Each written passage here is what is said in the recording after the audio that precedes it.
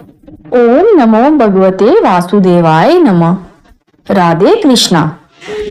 पुरुषोत्तम मास, जिसे मल मास या अधिक मास भी कहा जाता है। 10वें अध्याय की कथा। ऋषि कहने लगे, हे सुंदरी, अब से तीसरा मास पुरुषोत्तम आएगा।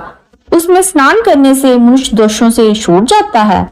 इसके तुल्य कार्तिक आदि कोई भी मास नहीं है। सब मास तथा पक्ष और भी जो पर्व हैं, पुरुषोत्तम मास की 16वीं कला के बराबर भी नहीं है।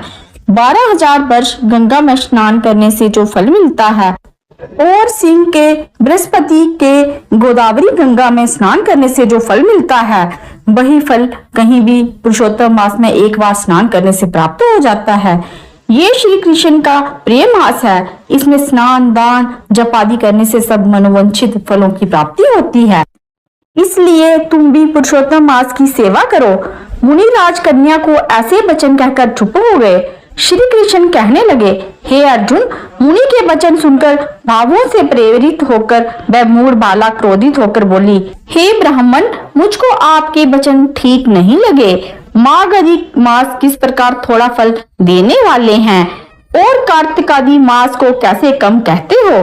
क्या सेवा किया हुआ वैशाख मास इच्छित फल नहीं देता? ये तो मल मास सब कर्मों में निंदित है।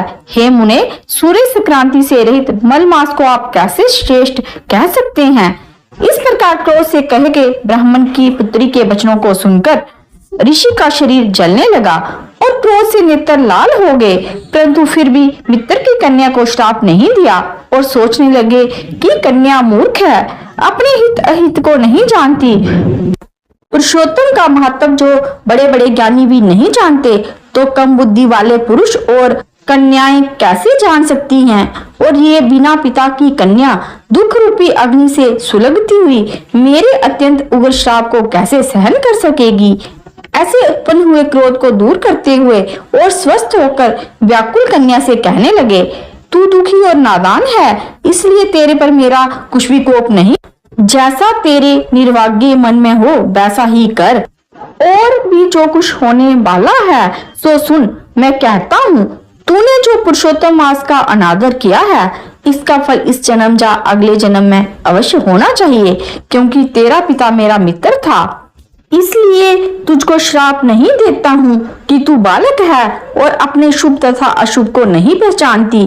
तेरा कल्याण हो, मैं तो नारायण की सेवा में जाता हूँ।